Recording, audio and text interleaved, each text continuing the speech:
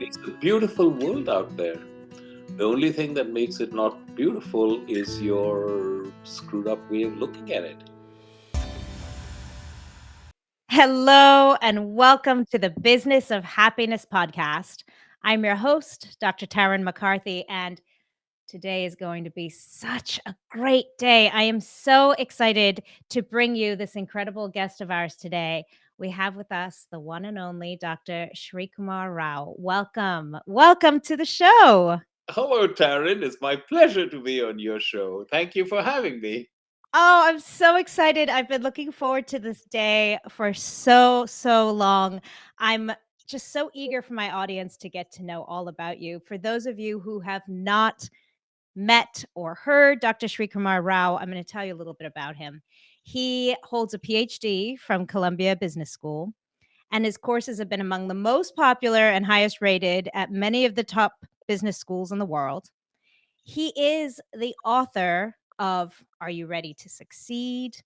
He has several books out, but the new book that I'm talking about today is this incredible one I'm holding in my hands, Modern Wisdom, Ancient Roots.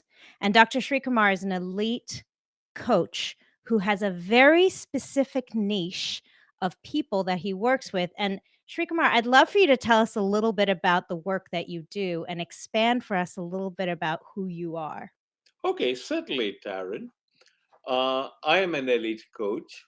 I have a particular niche, and my niche is persons who are very successful. And most of them are very senior executives, or they're entrepreneurs, or they're professional practitioners, like dentists. And they're already successful, but they want to make an impact to the world. And at the same time, they have an explicit spiritual longing or drive. They know that life is not all about getting the biggest toys or the most toys. And in the back of their minds, there's something around the lines of I can sit down and meditate 8 hours a day and grow spiritually, or I can go out and make a dent in the universe. And my job is to show them it's not or, it's and. That Oh. making the impact on the world is their spiritual path. And how does that all play out and how does that shape your life? That's what my coaching is all about. Ah, I absolutely love that. That is an incredible mission. What brought you to this mission? What drew you to this work? Actually, Taryn, it's not something that I designed, it's what the universe put in my way. Let me tell you what happened. I came to America. I did my PhD at Columbia Business School, one of the great business schools in the world. Went out into the corporate world, and I was immensely successful. I got burnt out by corporate politics, so I said, let me go into universities where there is no politics. I was sadly mistaken. Very I was sadly about to mistaken. start laughing at you. Okay, It's okay. perfectly okay to start laughing at myself. Why Oh couldn't my you have laughed gosh. at me 40 years ago when I was about to make this idiotic Oh transition? man. Okay, so And then I that's what you discovered, did. hey, politics is alive and well in university. I think it was Mhm. Kissinger who said the reason politics is so vicious in university is because the stakes are so small. And he really nailed it. Yeah, So that is so not only did I interesting. get caught in more and more vicious politics, but also for less money. So it was not Yeah. a good decision. And so I stagnated for a while. All my life, I'd been doing a lot of reading, spiritual biography, mystical autobiography. They take me to a wonderful place. I came back to the real world and it sucked. And I Mm, remember thinking, if all of this stuff is useful only if you're sitting quietly thinking peaceful thoughts, but not when mhm, you came to the hurly burly, then it's useless. mm, But somehow I knew it wasn't useless. I knew it was very valuable. Maybe even the only thing that is very valuable. I just hadn't figured out how to make use of it. mm, So one day I got my idea. Why don't I take the teachings of the world's great masters, strip them of religious, cultural, and other connotations, and adapt them so that they're acceptable to intelligent people in a post industrial society? And the thought of doing that made me come alive. I was going to create that course because I needed it for me. I thought nobody's going to enroll in the course because I teach MBAs. We all know what motivates MBAs, but if nobody enrolled for it, God bless them. I was going to create the course because I needed it for me. I did. It did well. I moved it to Columbia Business School in 1999. It exploded. It was the only course at Columbia Business School that was a university wide draw. I had students from law school, business school, School of International and Public Affairs, journalism, teacher school, all over the place. Mm. And then it Wow. spread by word of mouth. People in other business schools came to Columbia on exchange, and they say I went back and said, "Hey, this is a great course. You got to get it here." So I've taught it at many of the world's top business schools. It's the only course of its kind that has its own alumni association. What is the name of the course? What is the title of the course? Creativity and personal mastery.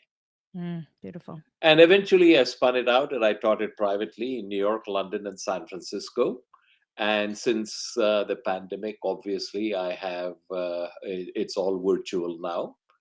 But what also happened is the course got a tremendous amount of publicity because I state in the syllabus for the course, this course will profoundly change your life. And if it doesn't, we're both failed. It's a business school course, for heaven's sake. What do you mean it's going to profoundly change my life? But remember where I told you I drew my material from, the world's great masters. Yeah. So it really does change lives. And there are many people who will tell you that this course has profoundly, dramatically changed my life. That's why, as I said, it has its own alumni association. It got a tremendous amount of publicity. It was written up all over the place, the New York Times, the Wall Street Journal, Fortune, Forbes, Business Week, you name it. So that's how people heard about it. And, it didn't matter that I was no longer in a business school. They came. And then there are lots and lots of my videos on YouTube, and there's my TED Talk has been viewed millions of times. So people started coming to me and said, I want to work with you. And I said, okay, I'm running this course. I said, you don't understand. I don't want to take your course. I want to work with you. Mm. So I became a coach, not because I set out to become a coach, but because it was pretty much thrust on me. And how have you Universal. enjoyed the coaching? How have you enjoyed Oh, that coaching? completely. I love it, Tara. Because it's a very different style from speaking up on stage. Absolute, it's very different, but I Mm. totally love it because all of the clients I have are very seriously engaged in both their professional life and their spiritual quest. And I have a very simple rule of thumb. When a client calls, does my heart sing?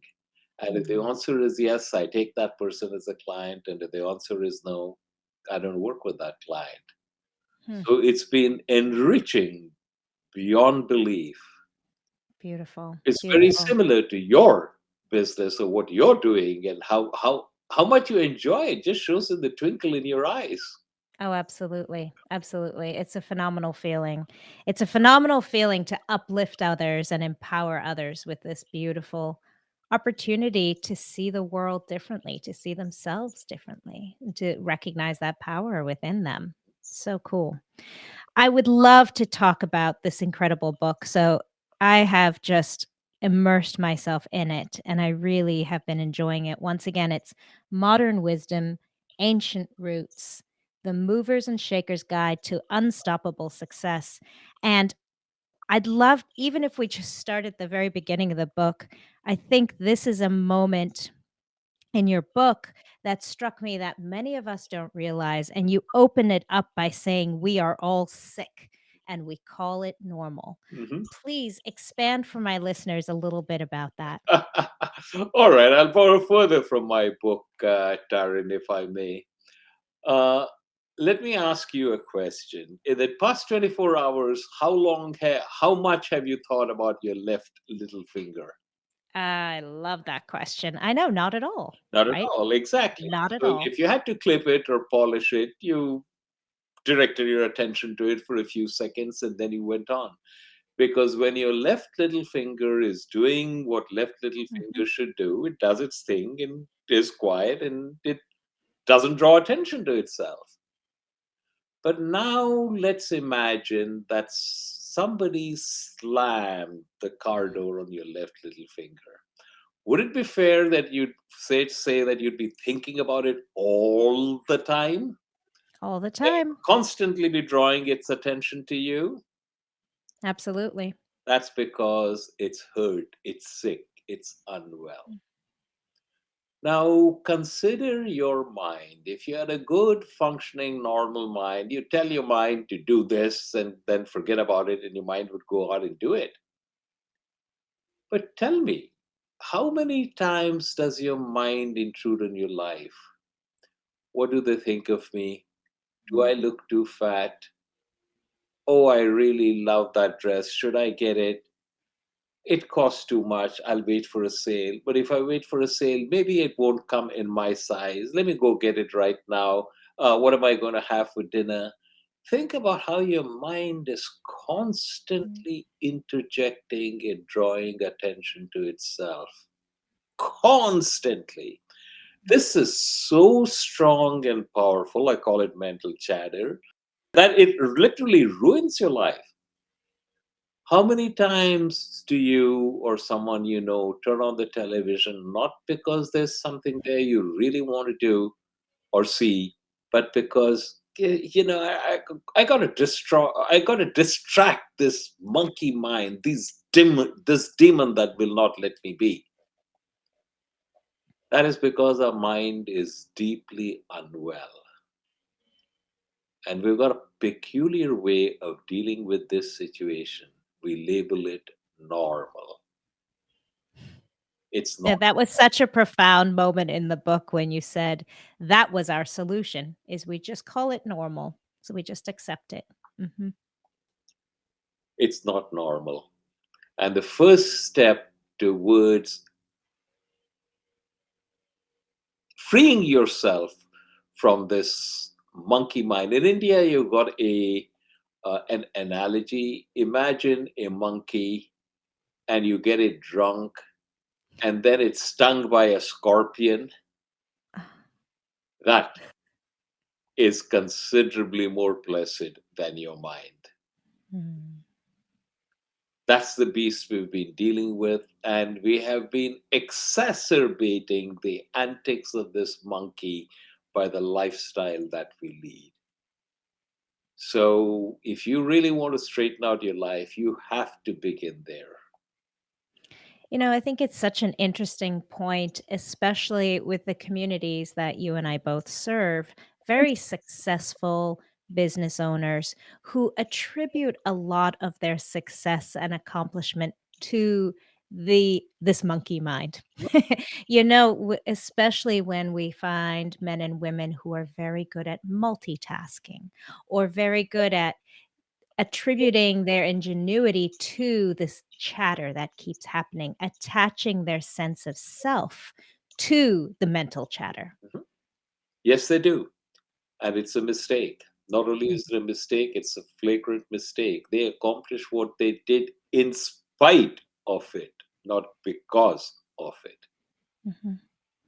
And do you find that if that is something that you have been doing and perfecting this elusive management of your monkey mind, that there's a breaking point that people get to, that there's a point where it just seems impossible to continue any further, either because you've been using some escape, like you mentioned, television or alcohol or drugs or Control some substances of various kinds, yes. yeah, all these other opportunities to try and just calm that mind chatter. But do you think that most people get to a point where there is a breaking point? Something needs to change. Some people do, some people don't. Some people really do get to a breaking point and then they tip over into insanity, all kinds of deep psychological disturbances, depression.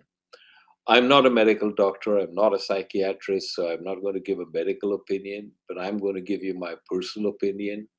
Depression is simply nothing but mental chatter that has been derailing you for so long that you find it impossible to get back on track. That's all mental depression is.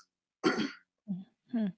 So in your book, you go in and you talk about beginning to re-engineer that, and actually when you talk about when you change your mental model of the way the world works, you change, and subsequently the world changes. Absolutely, yes. Mhm. Completely. So It's a beautiful world out there. The only thing that makes it not beautiful is your screwed up way of looking at it. absolutely. Please expand a little bit more. And it's so ironic because I just yesterday had one of the listeners in my audience contact me and speak exactly to this. She said, "How can you maintain such a happy disposition? How can you be talking about paying attention to your own mindset when there's so much evil and disaster going on in the world?" And so I think that's what you're pointing out here right now is when you change the way you see the world changes. Absolutely. Taryn, there has always been unspeakable evil and suffering in the world. Throughout history, there have been wars, there have been famines, there have been dictators, there have been tyrants, they have done unspeakable, horrible things to their subject, others.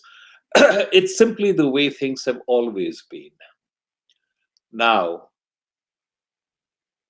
that doesn't mean you have to accept it.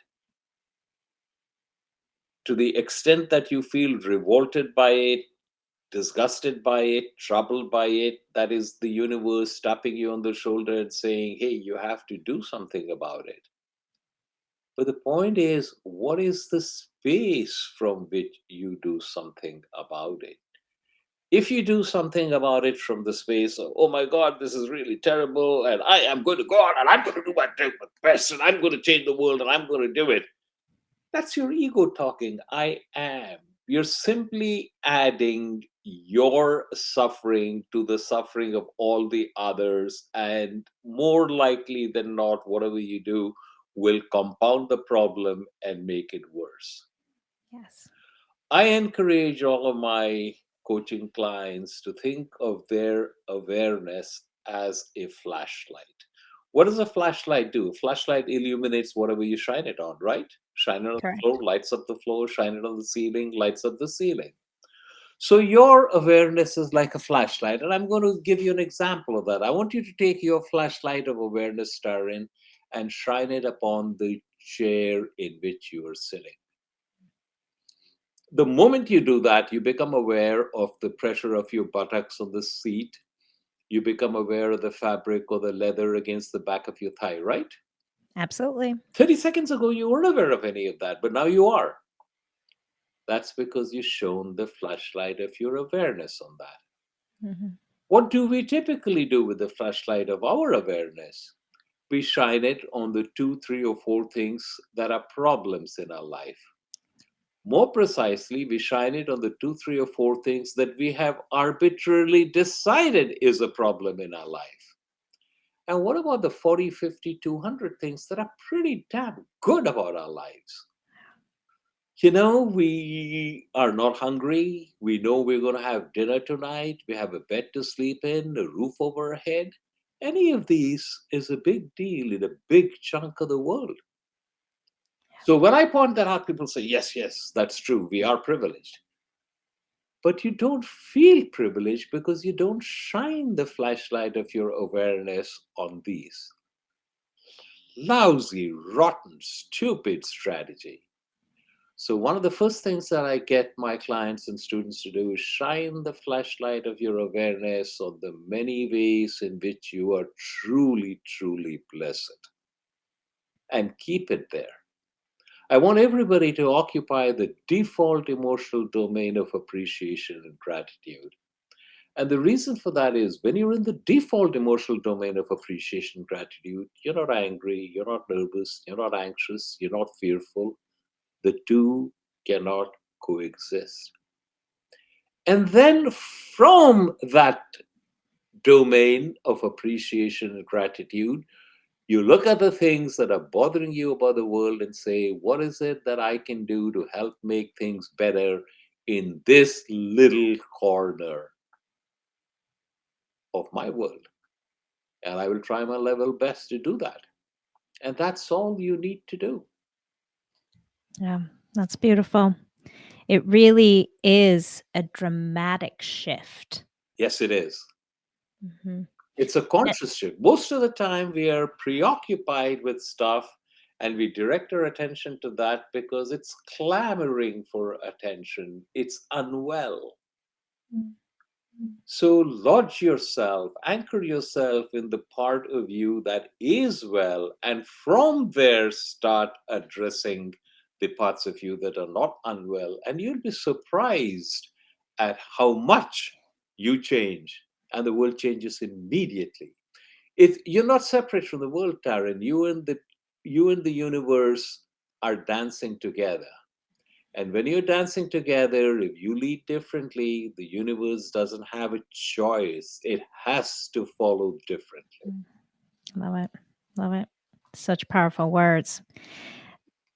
I'm jumping to another section of the book that I wanted to touch upon. You say, in pursuing external freedom so fiercely, we've actually lost a much greater freedom. Absolutely, it's true. I Look think at that right now, what we're speaking about definitely speaks to this as well, yes, is yes, it that does freedom. completely. Yeah. Look, Taryn, to say, I want to be free. I want to go out and I want to carry arms. I want to have an abortion if I want to. I want to drink whenever I do. I don't want any barrier. I don't want anyone to interfere with my quote freedom. But we define freedom as no restriction on external action. But that's not what is binding us. You are feeling deeply unwell. So say, hey, I just want to sit down and read a quiet book, a book which I find improving rather than something which excites my baser instincts. Can you do it? Within seconds, your mental chatter cuts in. No, this is boring. Let's go something else. Such stupid characters. Well, why don't I have a drink? Let me call up someone else. And she never returned my call. And I thought she was attractive. And I thought that she thought I was attractive, but nothing is happening. Think about how your mind will not let you be. Mm, That too is loss of freedom.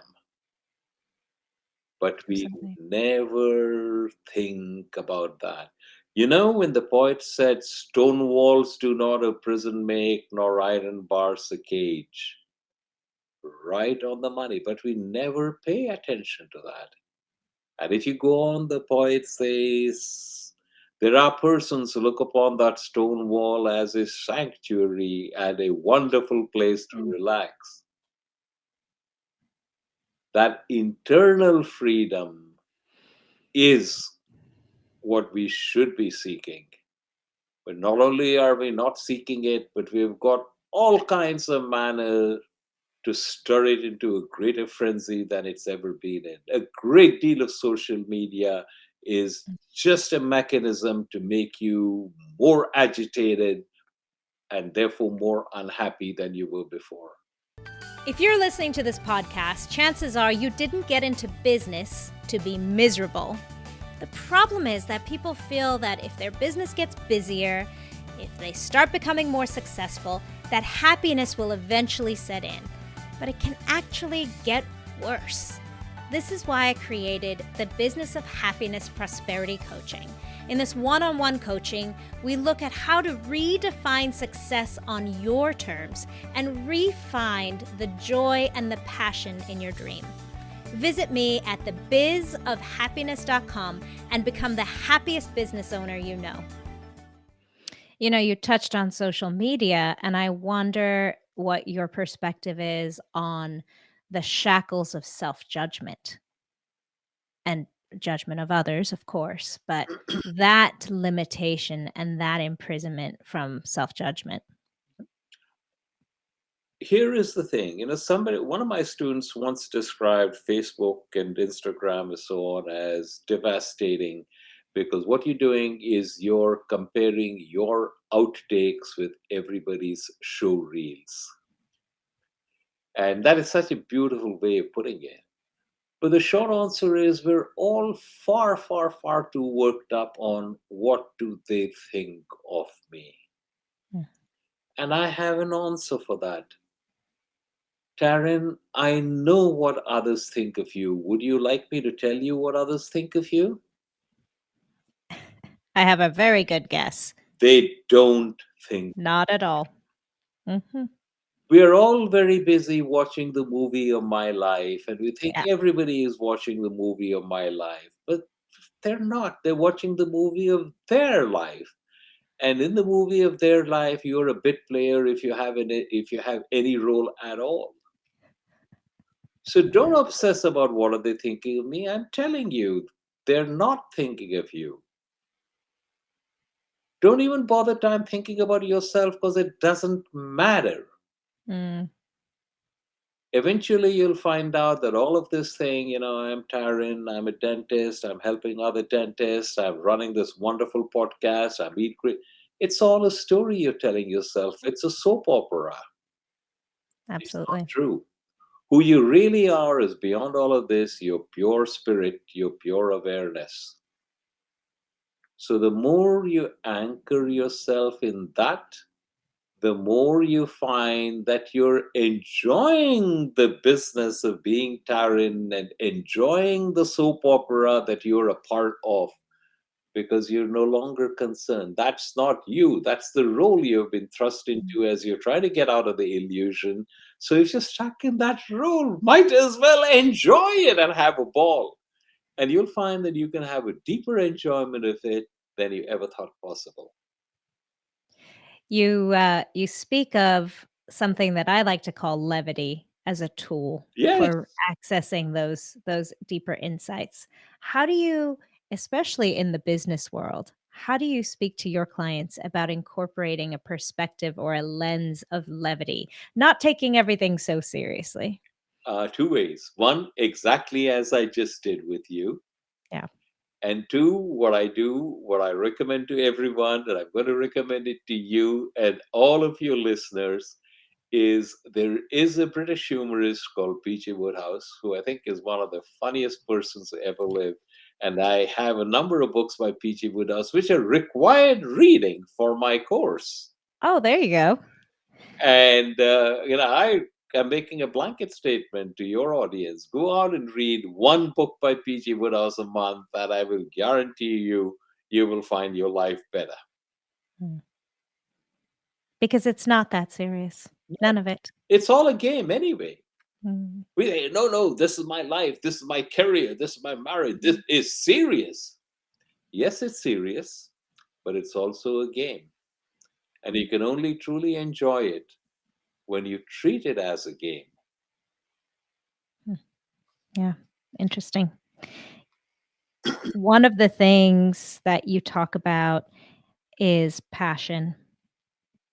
And you mentioned, and this is reflecting on not taking everything so seriously, but passion does not exist in the job, it exists in you.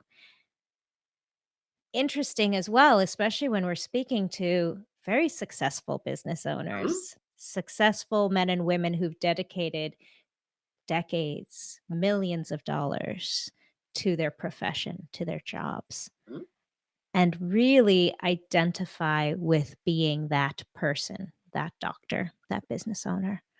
And sometimes it can be terrifying to pull yourself out of that identity because they're not sure what is left. mhm. If I'm not a dentist anymore, if I retire, if I sell my business, if my kids move out of the house, I'm no longer mom to them every day, that, what is left of me? And I loved what you said about passion not being existing in the job, but existing in you. And I'd love for you to expand a little bit about that. Certainly, Taryn. When I was teaching at top business schools, I had an exercise. So many people said, Professor Rao, I really want to be you. I want to be passionate, dedicated, anxious. I love loving what you do.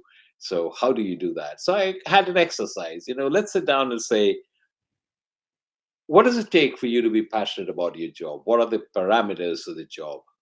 And they loved that exercise, and they sat down, they came up with, here's how much money I make, here's how much I Mhm. travel, this is the kind of person my boss is, this is how big my office is, and 10, 15, 20 parameters. And that's when I tell them, wrong. First of all, the exact concatenation of features that you put up doesn't exist. But even if it did and you were plugged into it, it would probably take just a few months for you to be the same sorry, miserable self there that you are now. Because passion does not exist in the job, it exists in you. And if you don't figure out a way to unleash it within yourself right where you are, you won't find it outside. So it defines what you're doing. I've got a very simple but very powerful mechanism, Taryn. And what I say is the only thing you ever do in life is you work on yourself. Yes. Universe gives you many tools, gives you a partner, gives you children, gives you your business. The business is Swiss Army knife of tools. So you work as diligently as you can. You want to be the best spouse you can be. You want to be the best parent you can be. You want to grow your business so that all your employees feel fulfilled and they rise.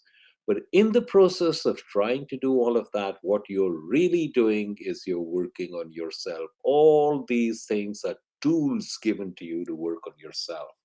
And the only thing you ever do in life is you work on yourself. That is a profound statement that it takes a very long time for persons to feel comfortable with that. Mhm. But if you do, then you realize, I'm a dentist, I'm feeling bored and burnt out in my career. I'm not using this tool as skillfully as I perhaps should be. Because it's not whether my practice grows or not, if it's not whether I can sell it at a high multiple or not, it's am I growing as I work on myself. And when you do that and you sincerely anchor yourself, your life is transformed. And you no longer even have to ask yourself the question, am I passionate? You know, if you have to ask yourself, am I happy? The answer is no, you're not. Mm. Because the truly happy, satisfied people never even think about that question. Yeah, interesting. You're touching on, and I'd be interested to hear your perspective on the purpose of life. I mean, really, that's what we're talking about here. We are absolutely talking about that. What is the purpose of life? And the purpose of life is to be.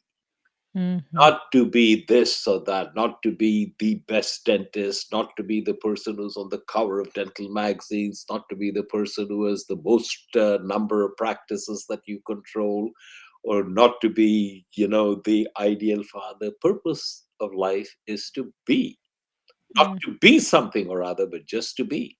mm. And to experience everything that this human Don't form even has want to to, offer. no, you don't even need to experience Ah, anything, because when you want to experience it, you're a wanting being. I want this exotic thing. I want to go to Tahiti. I want to go to the Galapagos. I want to go someplace. I want to have the biggest jet. I want to have, I think it was Prince Al Walid bin Talal who was the first person to have the Boeing 380, the Airbus 380 as a private plane. And that, of course, was before he had his famous showdown with the current monarch of Saudi Arabia, ah. and that vanished. All of that, no matter your level of wealth or fame, makes you a wanting creature. I want this experience. No, if the experience comes, it's fine. If the experience doesn't come, it's fine. I don't need it. I'm not seeking anything. I'm no longer a wanting creature. That brings us to your chapter 33. It's titled Ambition is Bad for You. Yeah, which and it's a deliberately provocative title because I know a you lot were of trying to I can't stir up say some emotions there. absolutely because by definition, Darren, ambition is designed to make you unhappy with where you are. Mm, I am chairman of the department. That's not good enough. I have to be CEO. I am CEO. That's not good enough. I have to expand my company and be a CEO of a multi-billion dollar company instead of ambition. I want to be president. I want to be not just the president, but I want to be the president of this and two other surrounding countries. So I'll invade them. Ambition is designed to make you unhappy with where you are and drive you to someplace else. And it is enormously destructive to your well being between your ears. Does that mean that you should not go out and strive to make things better? Don't I know that all the progress that humanity has made is because of people who didn't accept mm. it? They were ambitious. We have a vaccine for polio because Dr. Jonas Salk would not accept it. No, all of that is true. What matters is the space from which you do it.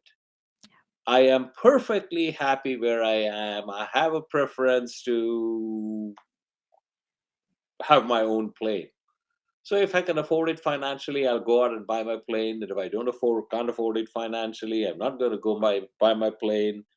But it really doesn't matter Mm. because my well-being is not dependent on my having that. I have a preference. If it happens, fine. If it doesn't happen, fine. We'll go with whatever the universe decides. Detachment from the outcome. Non-attachment to the outcome more than Mm, detachment. Yes, mm, mm. completely. Completely. Very cool. As long as you're a wanting being and ambition is tremendous for producing wanting beings. So I'm fascinated in this journey of yours, Srikumar. What are you working on right now in terms of your own personal development, your own personal understanding and growth?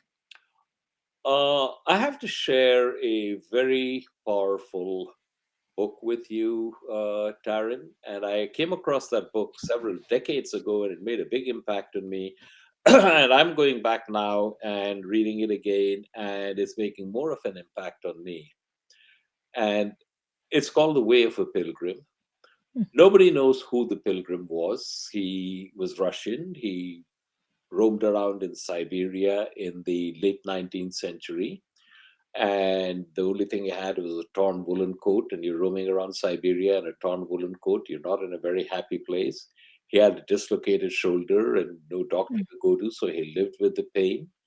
But despite all of that, he was in a state of such spiritual exaltation that just reading it brings you into a, you know, it's horripilate. mm, And the very first, somebody discovered the manuscript in the early 20th century and it was translated. It instantly became a spiritual classic. But the very first sentence, it talks about pray without ceasing. Let me mm, repeat that, pray without ceasing. So all of us, and the pilgrim himself was confused. What does it mean to pray without ceasing? But actually, I've now come across the person who's influenced me more than anyone else in my life is an Indian sage called Ramana Maharshi. And Ramana Maharshi was an enlightened being who had a shortcut towards enlightenment. He simply says, anytime you asked him a question, he would turn you back and say, who is asking the question? Know that person. And then you recognize that your mind is constantly playing games with you. Is this going to work? mm, This person is not a true sage. He's a charlatan. I'm not going to. You're looking outside, you're making. But if you look inward, say, who is the person who's saying this sage is a charlatan? Who mm, is that person? You'll eventually find out that what you're doing is you're playing multiple roles and you are none of those roles. So what Ramana Maharshi also says is that you have this inquiry, who am I, that has to be unceasing. And unceasing means unceasing every minute of every day. When you're awake, when you're asleep, you're always saying, who am I? That relates directly to what the pilgrim said, pray without ceasing. Mm, mm, And when you pray without ceasing, you will find gradually that from within you comes a power that takes you further on your journey. And your business as a human being is to get to the point where you could ignite that fire within yourself. mm, Father Anthony de Mello, who is a Jesuit priest who's also had a tremendous impact on me, used to talk about when this inquiry gets started, it's like a great fire that consumes everything in your life that is not you. And mm, what is left mm, is pure being. And all of the things that you think are you, your personality, your body, your possessions, are all gone. They're still there, but they're not yours. Your relationship with them has changed forever. mm, That is something that I'm more consciously explicit on and trying to incorporate more and more in our lives. mm, Ramana Maharshi had a great way of pointing this out. You get up in the morning and there's a ton of stuff you do, and you never really think, I'm doing it. You get up in the morning, you brush your teeth, you go to the toilet, you take a shower, and you never think, no, I'm doing all of that. But then you go to work and they say, this is different. I have to use my cognitive ability. I have to think, what kind of a crown do I put on this patient? Do I really need to do this drill? Does he need root canal or should I simply extract the tooth? I have to think about all of that. I can't do it. The short answer is no, that's not true. You can be in a position where all of these things happen, but you're not doing it. Just as you're not brushing your teeth, but the brushing your teeth happens. It really requires thinking and cogitating to get to the point where things happen, but you're not doing it. But mm, when you succeed in doing that, your life becomes a pain of joy. mm. Wow. Fascinating. Thank you so much. Thank you for your perspective. Thank you for this beautiful, beautiful book. I really am so grateful to you. It's a complete there's some beautiful moments in there that feel so familiar, and then there's some beautiful moments in there that offer a completely new and fresh perspective and something definitely to think about. So thank you. And Thank thank you you. for bringing all this work and insight to the business world and offering a new perspective in that regard. My pleasure entirely, Taryn. And thank you for coming on the show today. And I look forward to hearing more about you and to learning more about you. And for those of my audience members who would like to know more, how can they find you online? They can go to my website. It's www.therao institute, THERAO institute.com. Fabulous, fabulous. And before you leave us today, I have to ask you, Sri Kumar, because I ask this of every one of my guests. What is your definition of happiness? My definition of happiness is an internal feeling of well being that is so deep that it never leaves you. The knowledge that you are okay, you have always been okay, you will always be okay. In fact, you cannot not be okay. You're in the human predicament, and as long as you're in the human predicament, stuff will happen. There will be serious illness and death. There will be career setbacks. There will be business reverses. There will be relationship problems. You will deal with each of these as appropriate when they happen, but you will deal with them from the space of I am okay and always have been. I am pure spirit. That is what I would define as purpose, quote unquote, of life. And that is where, excuse me, and that is also what is happiness. Mm, beautiful. Thank you again, my friend. My pleasure entirely. And thank you to all of you for joining us here today. Please be sure to check out this great book, Modern Wisdom, Ancient Roots, The Movers and Shakers Guide to Unstoppable Success. It is a gem. And remember always, when you feel good, that is when you can do good. Yeah. Bye bye. Bye.